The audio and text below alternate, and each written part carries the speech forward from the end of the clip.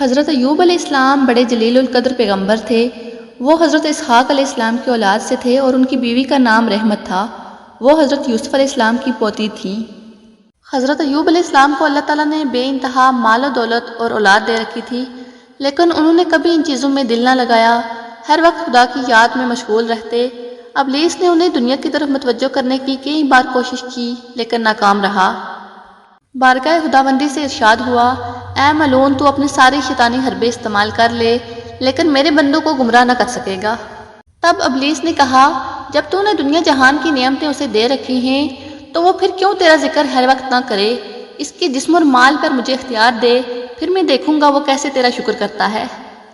خداوند کریم نے ابلیس کو اس کا مطلوبہ اختیار دے دیا۔ پہلے اس نے حضرت ایوب علیہ السلام کے تمام مویشی ایک وبا پھیلا کر ہلاک کر دیے۔ حضرت ایوب علیہ السلام کی جبین پر شکن تک نہ آئی، پھر اس نے ان کی تمام کھیتیاں برباد کی اور اناج تباہ کر دیا۔ حضرت ایوب علیہ السلام بدستور ذکر الہی میں مشغول رہے۔ ایک دن حضرت ایوب علیہ السلام کے تمام بچے ایک مکان میں سو رہے تھے۔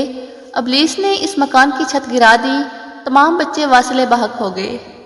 حضرت ایوب علیہ السلام نے جب یہ سنا تو نہایت ہی استقلال اور صبر کے ساتھ بولے، اس کی امانت تھی، اس نے لے لی۔ ابلیس نے اب اپنا آخری حربہ استعمال کیا۔ اس نے حضرت ایوب علیہ السلام کو جذام کی بیماری میں مبتلا کر دیا۔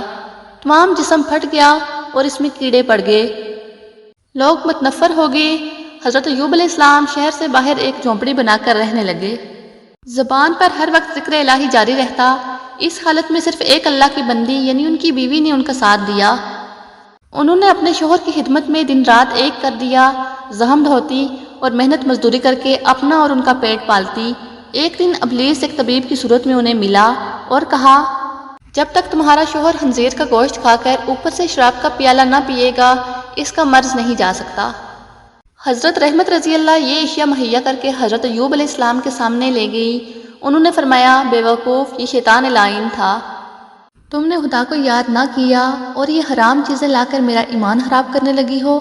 اللہ نے مجھے شفا دی تو اس قصور کی پاداش میں تمہیں 100 کوڑے ماروں گا۔ حضرت رحمت رضی اللہ بہت شرمندہ ہوئی، معافی مانگی اور پھر سے شوہر کی خدمت میں مصروف ہو گئیں۔ آخر رحمت خداوندی جوش میں آئی۔